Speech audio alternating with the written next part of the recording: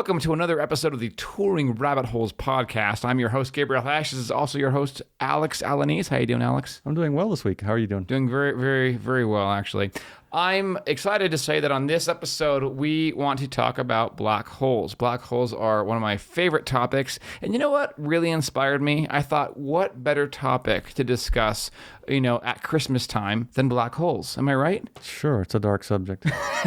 Yeah, exactly. Anyways, in today's episode, we want to discuss black holes because it is a fascinating topic, and I always talk about them whether it's the holidays or not.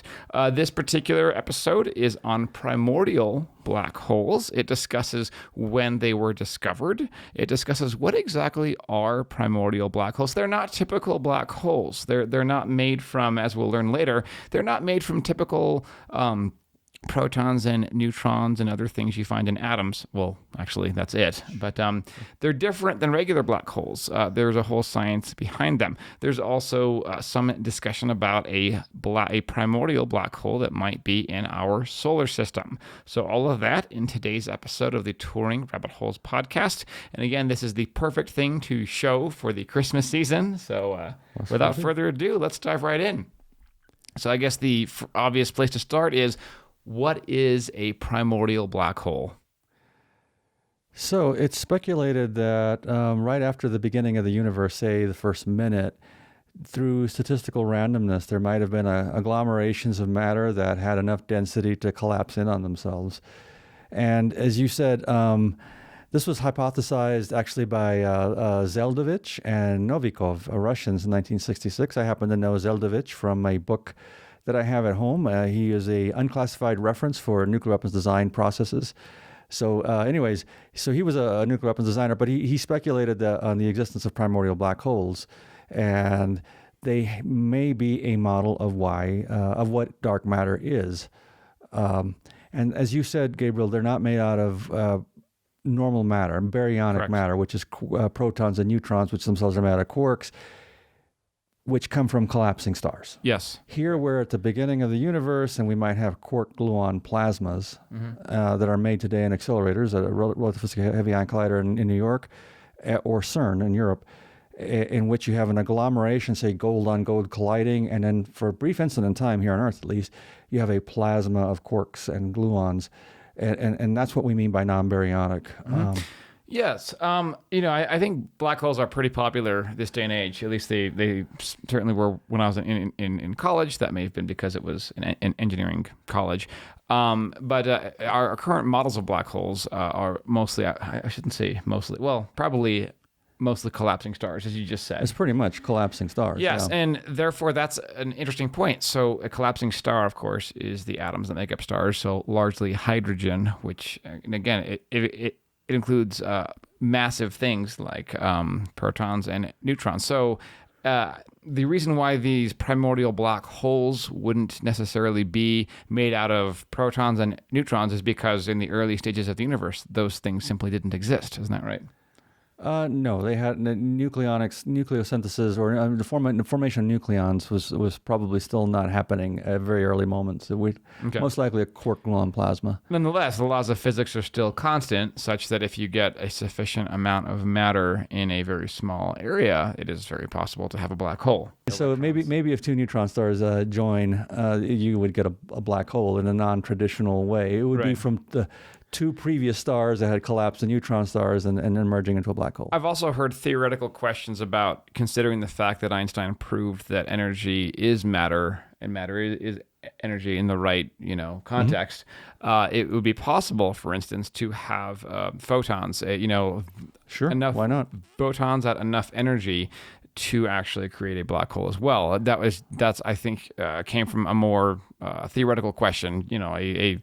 Could you focus enough lasers into a point in space-time that you would have enough energy / matter to collapse? Yeah, it's theoretically possible. Yes, unlikely, I think, that we would be able to do that anytime soon. Yeah. Now, I guess my question is, with primordial black holes, is the reason why they believe that they are non-baryonic material, is it because of the time? Yes. Okay. Too early in the universe. Okay.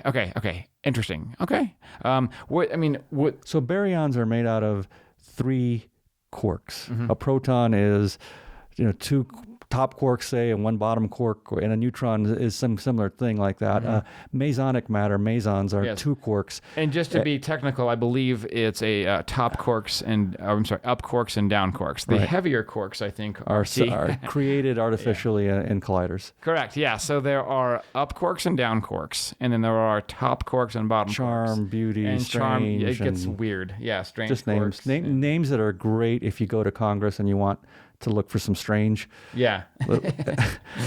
Appropriate some money for that. Yeah, exactly. So the whole history of naming conventions is quite interesting. So it's postulated that these early primordial black holes might have had masses of 10 to the minus 8 kilograms, which if you do the math is on the order of grams or maybe a little bit less than grams, all the way up to 10 to the 11 kilograms, and actually to higher than 10 to the 11 kilograms.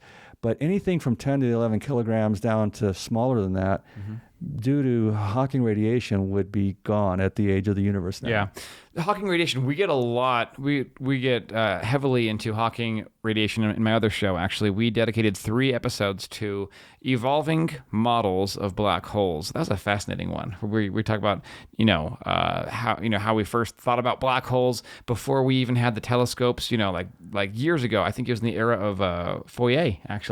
Did you know that? I believe it's in the 1700s. Yeah. I forget the physicist who figured out, maybe it was Laplace who figured out. Sorry, it was Laplace, not Fourier. Maybe it was Laplace, and it could have been Lagrange, because maybe it was an L guy, who hypothesized that you might have bodies that are so dense that in their days they didn't think about density. They thought about a sun, and then how big would that sun have to be so that its escape velocity would be the velocity of light. Now, what velocity of light did they use?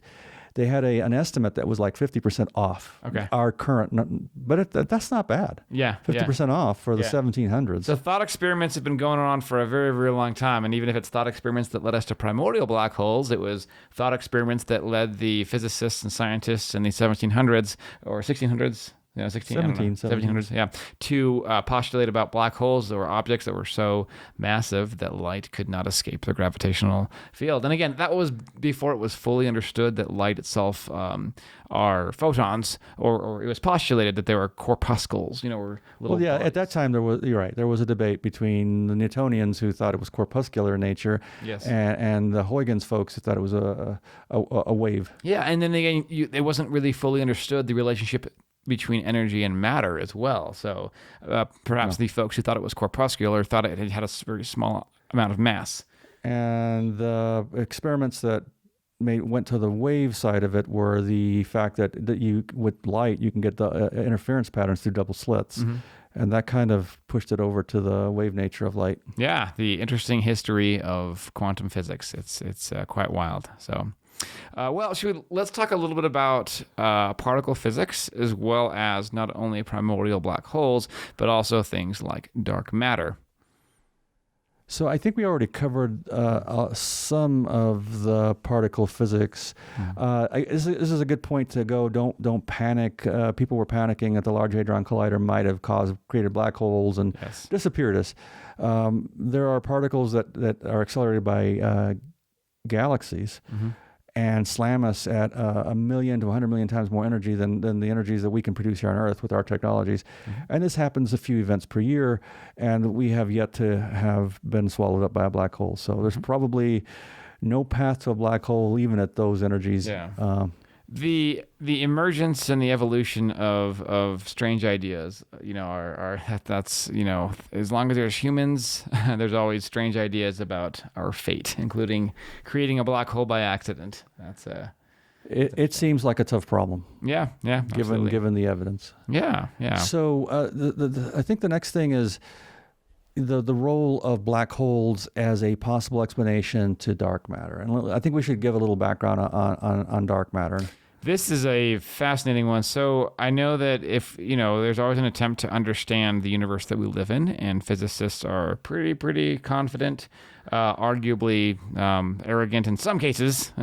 But when we're talking about everything that we understand about our universe, we understand the matter, space, and energy, and the relationships among them. And then there's some things that we don't know. And there's always the elusive, we don't know what we don't know. But in recent years, I say in the last 50 years, we have, there's a term that I say we, I'll just say physicists, have come up with dark matter as well as dark energy for some of the strange anomalies that we've found through telescopes.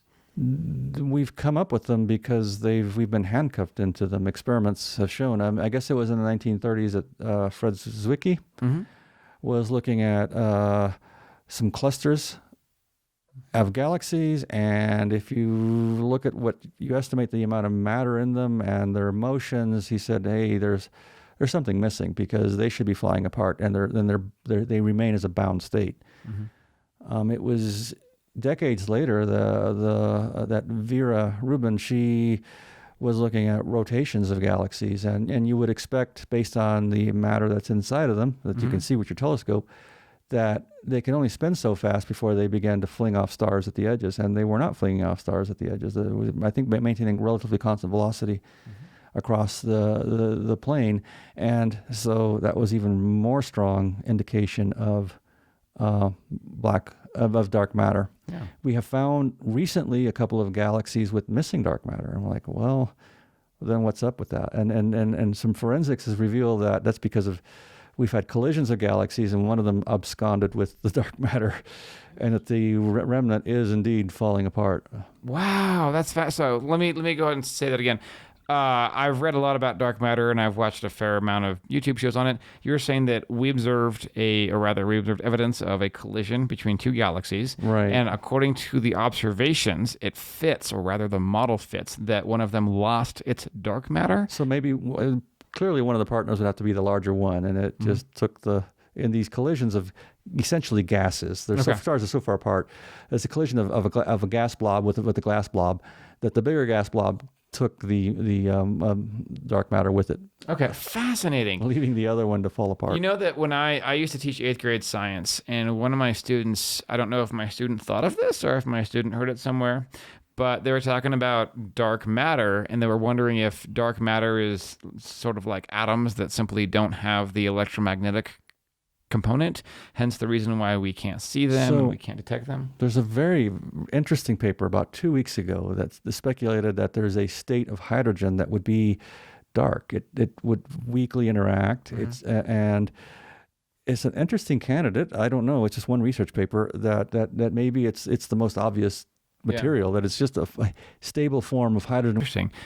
So I'm sorry, how does that relate? So you're saying hydrogen itself could possibly be. And again, this is fun because I've only heard about this right now, secondhand, thirdhand, and to think that now we have a candidate that is hydrogen. So, but it's speculative. It's one paper. Primordial black holes, known as massive compact halo objects, or MACHOs, right? Yeah, MACHOs.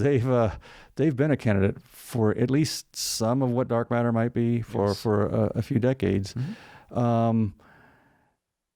Especially, like I said, ones that are bigger than 10 to the 11 kilograms would still be around. They would have formed about a second after the Big Bang. There's a lot of studies that show that there's probably not enough of these to reasonably account for all the dark matter observed out there. Okay. That brings us to Planet 9. Planet 9, to me, I'm from New Mexico, is Pluto. I will never give up Pluto as a planet. Okay. But Planet 9, for the rest of the world, is a hypothetical planet in lieu of Pluto. Pluto's been demoted. That we think is out there. I think it was only in New Mexico, I think, or I could be wrong. Okay. Should we Google it? When Pluto is over New Mexico, it is classified as a planet. And so we are detecting in the Kuiper belt, if that's how you pronounce it, perturbations out there that are probably due to something roughly 5 Earth masses out there. Yeah. And someone has begun to speculate that might be a primordial black hole. Interesting. What an amazing gift that would be to our civilization, that we don't have to go light years and light years to the nearest black hole, that it might be in our neighborhood, and we can reach something like that in decades. Wow. This is so a primordial black hole and a really small one. We're not talking something the size of our moon. We're talking something 5 Earth masses, so centimeters. okay. Roughly. So like something like a baseball, a black hole in our solar system that is the size of a baseball. Could you imagine that? That's crazy. Right. Yeah.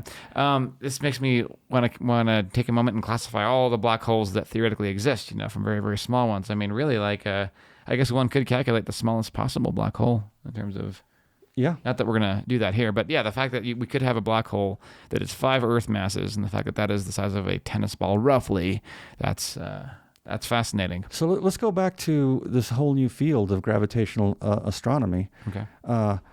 In 2015, LIGO, and I have it here, Laser Interferometer Gravitational Wave Observatory, LIGO began to detect the first collisions of black holes in gravitational waves.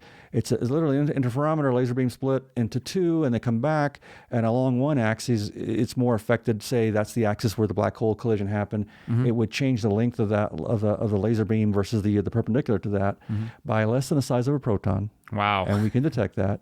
Amazing. And since then, we've begun to improve the technique, and a European version called Virgo, which is literally for the Virgo constellation, the acronym means nothing more than Virgo, kicked on.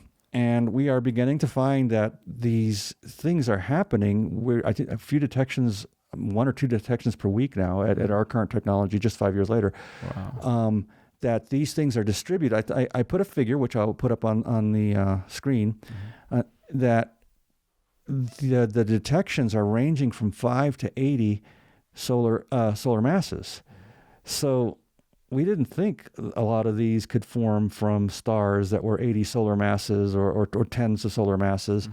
We didn't think that was possible. So might these be primordial black holes, or do we just have to recalibrate our theory of stellar dynamics and how big they can get?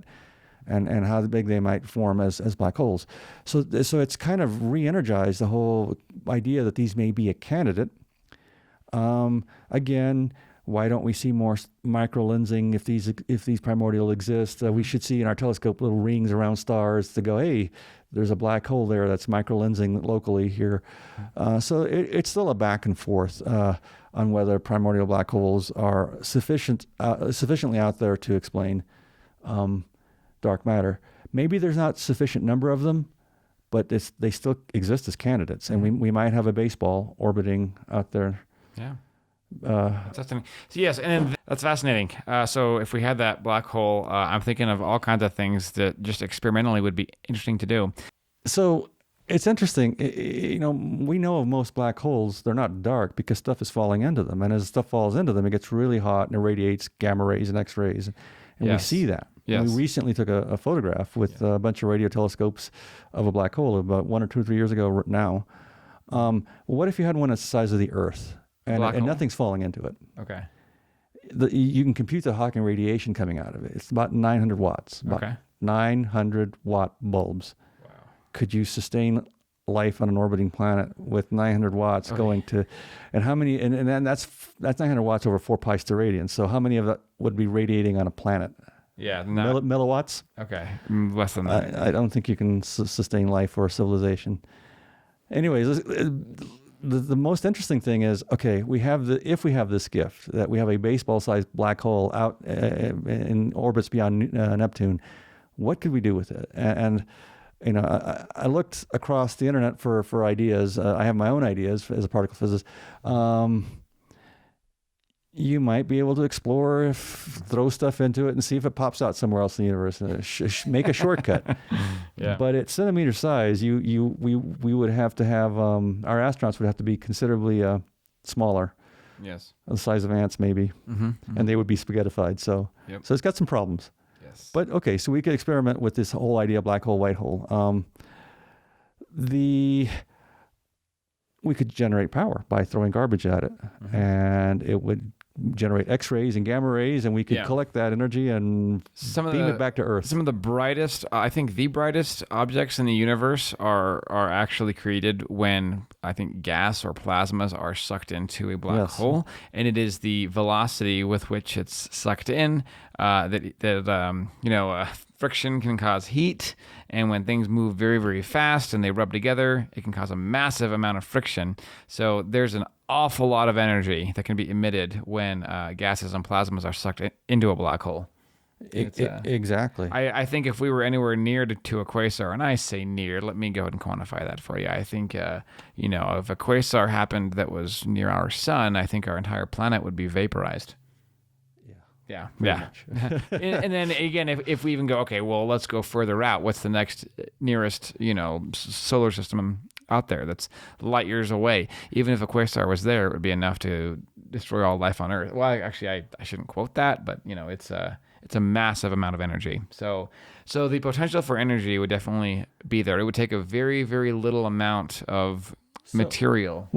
Sometime in the future, 100 years from now, 5,000 years from now, our descendants, if they should survive our time, would have a local energy source that they could throw garbage into. Mm-hmm. Garbage might be asteroids or trash.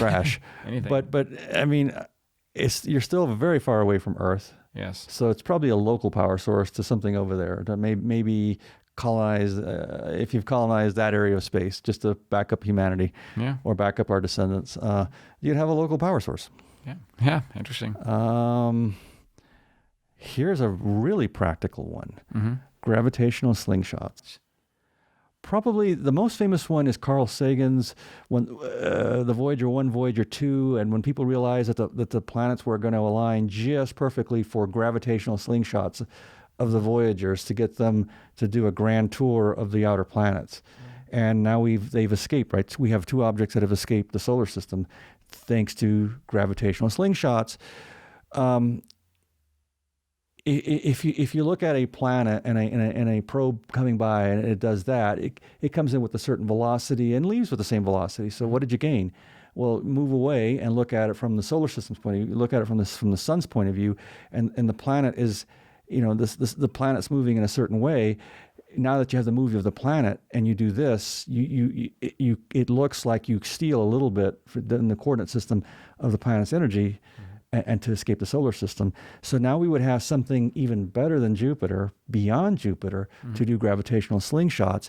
And since it's 10 centimeters, you can get a lot closer to it, where the effect is stronger. Interesting. You can't get too close to it, but because it would stress your engineering, it would rip apart your vehicle. Interesting. Okay, so gravitational slingshots. So we talked about, so the actual power source, if it were similar to a quasar, you'd have to have something go into the black hole. But if you were to just to utilize it for gravity for a slingshot, for force, I'm curious about those kind of calculations. So roughly, almost 10, you could get to, if it really were there and it really were centimeters in size, you could get to almost 10% the speed of light. Oh wow! Oh my goodness! Did you do the calculations yourself, or did you just read that? I read it, but it's pretty simple to do. In fact, Wikipedia has a great setup for inputting parameters for gravitational slingshots. So it would be this incredible gift that we would have access to the stars around us instead of millennia, 40-something thousand years to get to the nearest star with Voyager, down to centuries. Wow! Awesome. That would be an amazing gift to our civilization. So a few centuries to get out there. If some other civilization has a black hole in a similar situation, they might have already probed the local neighborhood. Yeah. Or maybe we're the first ones. Who knows? Yeah. And finally, I think if it's out there, you can use it as a gravitational lensing source to treat it as a telescope, and go out and put your mirrors out there and collect light, and this thing is lensing it, and we would be able to see distant objects, and we have an ongoing project already. We're going to go, I think, 150 astronomical units, 150 times the Earth sun radius, to go and put a collection of satellites out there to do microlensing off the sun. And we should be able to see very far back in time. I was not aware of that. It's amazing. It's just started. It's just getting funding, and we could launch these things. In 25 years, we could get information from the edges of the universe. Wow. Thanks to the sun's gravitational lensing effect. But if this thing existed, yeah. wow.